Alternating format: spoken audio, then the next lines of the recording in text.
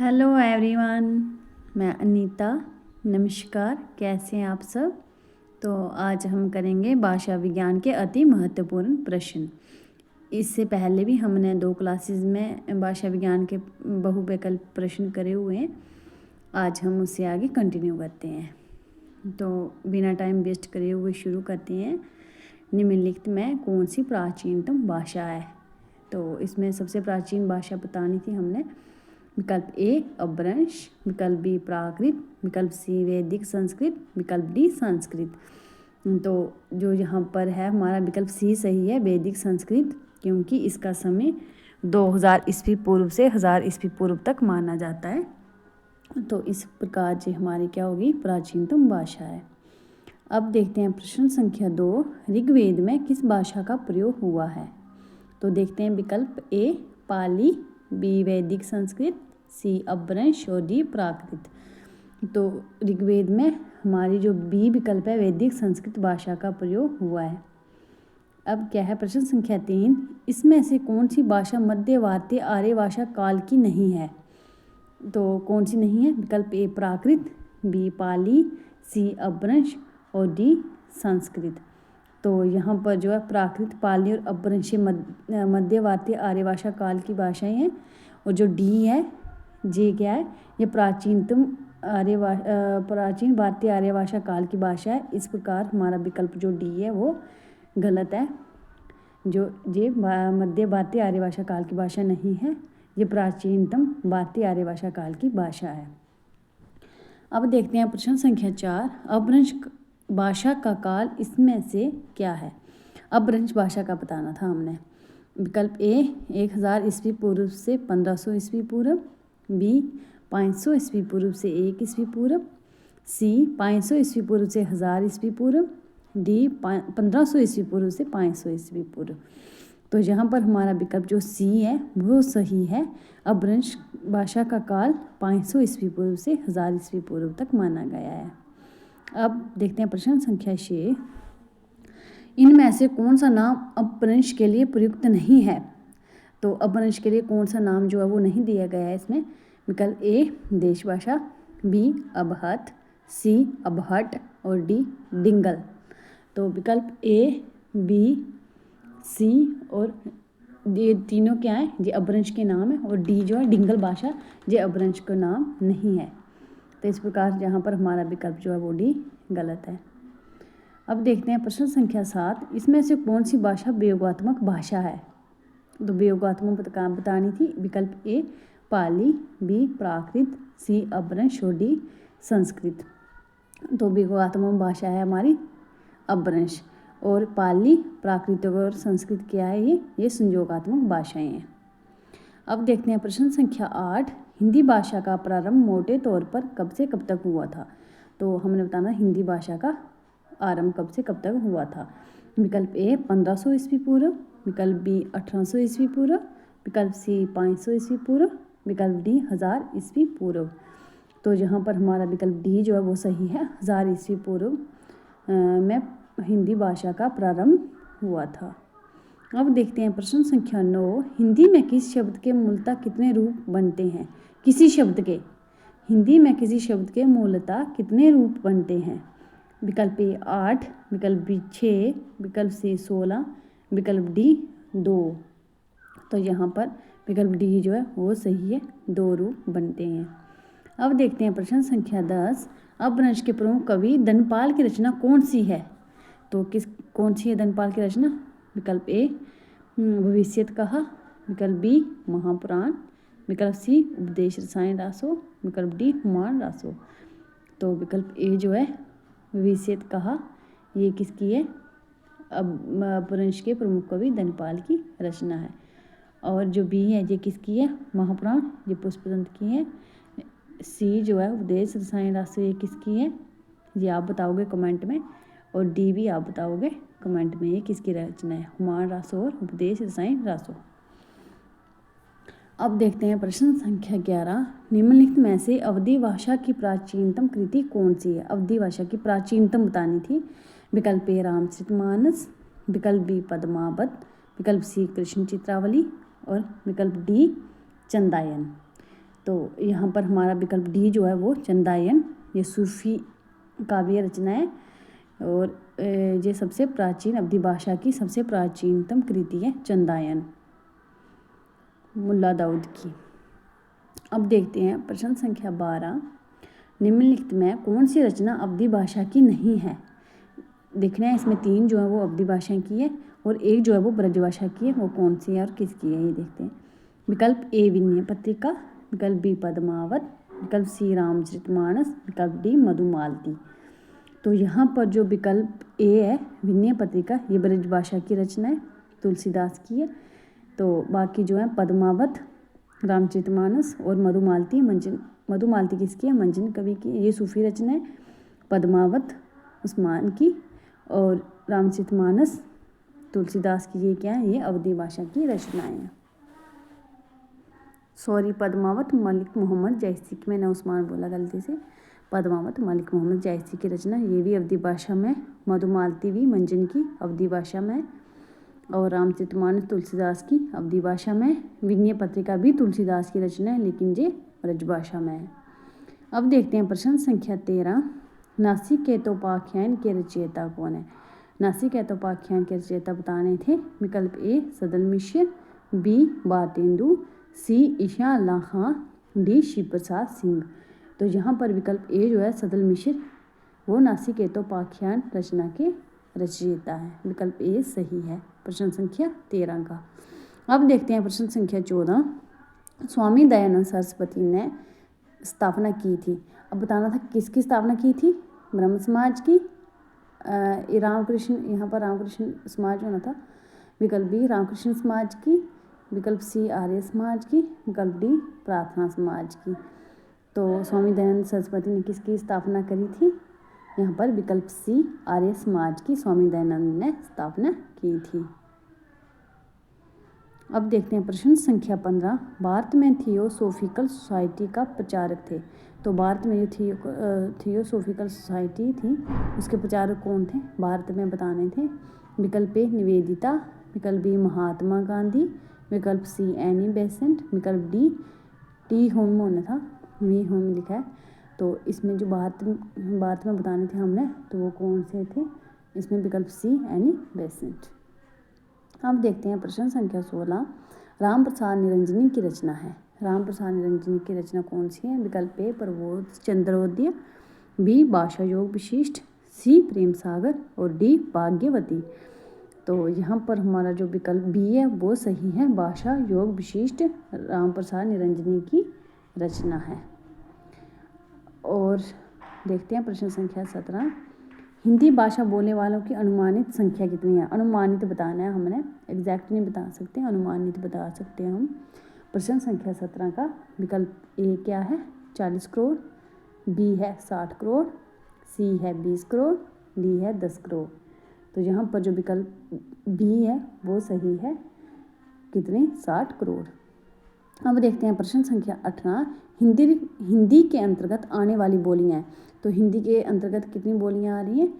विकल्प ए 15, बी 5, सी 18 और डी 10।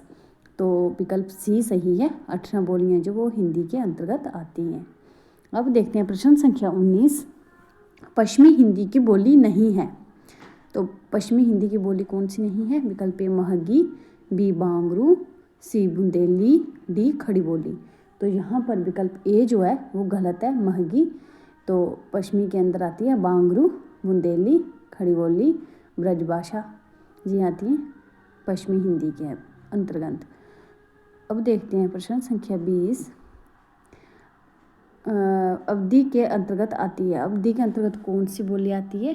ए बिहारी, बी पश्चिमी हिंदी, सी राजस्थानी और डी पूर्वी हिंदी। तो यहाँ पर हमारा जो विकल्प कौन सा सही है। विकल्प यहाँ पर हमारा डी सही है, पूर्वी हिंदी। अवधी के अंतर्गत क्या आती है, पूर्वी हिंदी आती है। 21 प्रश्न, निम्नलिखित में से कौन सी बोली बिहारी हिंदी की नहीं है। विकल्प ए मारवाड़ी, बी भोजपुरी, सी महगी, डी मैथिली। तो यहाँ पर हमारा विकल्प ए सही है, मारवाड़ी। अब देखते हैं प्रश्न संख्या 22, लखनऊ बाराबंकी किस बोली के क्षेत्र में आते हैं?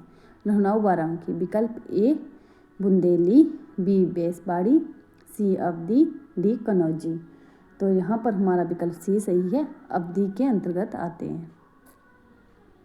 अब देखते हैं प्रश्न संख्या 23, गिल्ली भाषा का केंद्र है? विकल्प ए रीवा, बी भोपाल, सी रायपुर, डी इंदौर। तो यहाँ पर हमारा विकल्प ए जो है वो सही है, रीवा। अब देखते हैं प्रश्न संख्या 24, ब्रजभाषा नगर की बोली नहीं है। तो ब्रजभाषा नगर की बोली बतानी थी। ए आगरा, बी मथुरा, सी इटावा और डी हाथरस। तो ब्रजभाषा की कौन सी बोली इसमें नहीं है? इसमें सी इटावा। आगरा, मथुरा और हाथरस में ब्रजभाषा नगर की बोली है और इटावा जो है वो ब्रजभाषा नगर की बोली नहीं है। आप देखते हैं प्रश्न संख्या 25, इंदौर उज्जैन में बोली जाने वाली बोली को क्या नाम दिया जाता है? क्या नाम दिया गया है, सॉरी। विकल्प ए छत्तीसगढ़ी, बी मालवी, सी बघेली, डी मारवाड़ी। तो यहाँ पर हमारा विकल्प जो है वो कौन सा सही है? विकल्प बी सही है, मालवी। इंदौर और उज्जैन में बोली जाने वाली बोली को मालवी नाम दिया गया है। तो मैं इस चैनल में आपको भाषा विज्ञान से इकाई 1 से लेके इकाई 10 के महत्वपूर्ण प्रश्न करवाऊंगी एनटीए नेट के लिए। तो आप प्लीज़ मेरे चैनल को सब्सक्राइब कर लें, लाइक भी क्लास को, अगर अच्छी लगी क्लास को लाइक भी करें और शेयर भी करें। अब देखते हैं प्रश्न संख्या 26, नैनीताल के आसपास बोली जाने वाली बोली का नाम है? ए लहंदा, बी नेपाली, सी कुमायूनी और डी गढ़वाली। तो यहाँ पर विकल्प सी सही है, कुमायूनी। नैनीताल के आसपास कुमायूनी बोली बोली जाती है।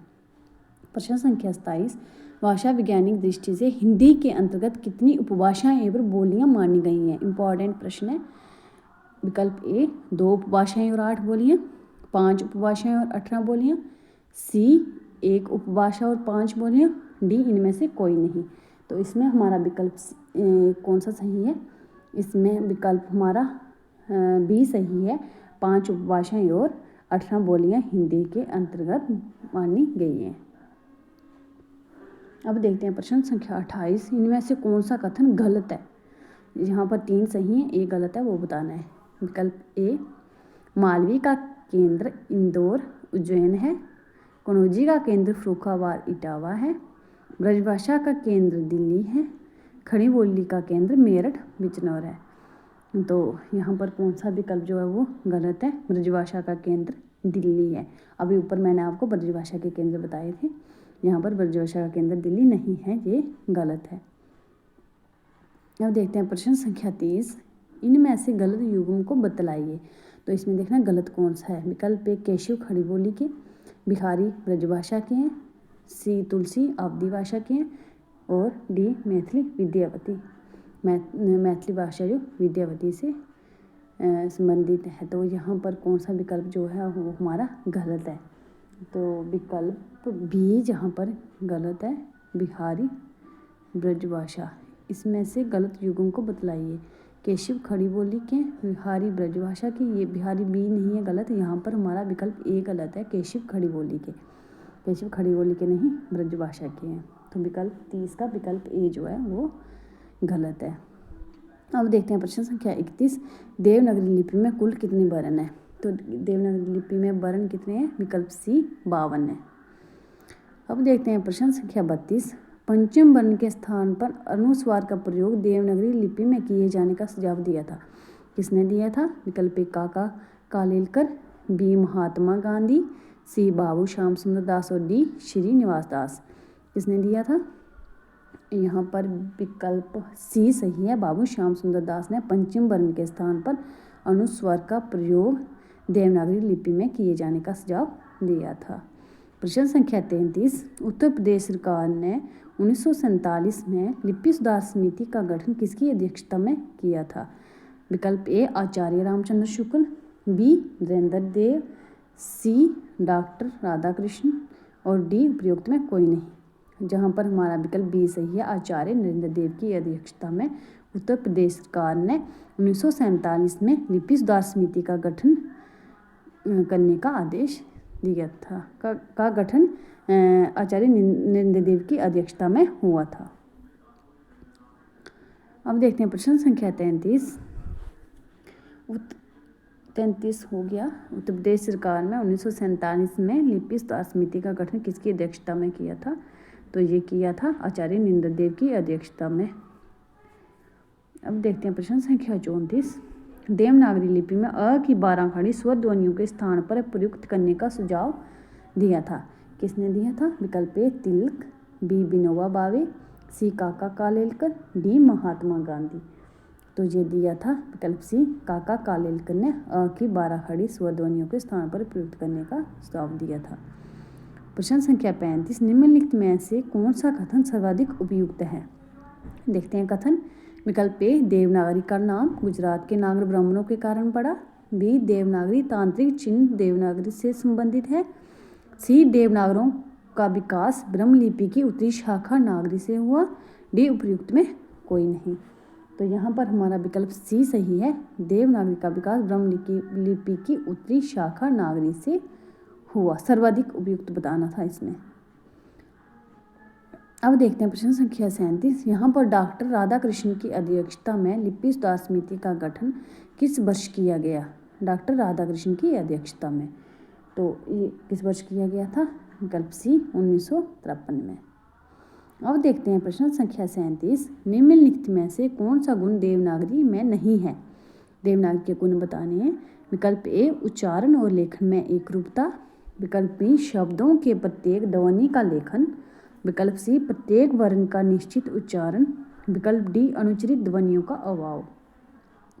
तो यहाँ पर हमारा विकल्प कौन सा सही है? विकल्प बी शब्दों के प्रत्येक ध्वनि का लेखन,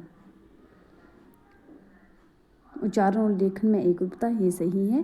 विकल्प बी शब्दों के प्रत्येक ध्वनि का लेखन, विकल्प सी प्रत्येक वर्ण का निश्चित उच्चारण, डी अनुचित ध्वनियों का अभाव। तो यहाँ पर हमारा विकल्प डी जो है वो गलत है।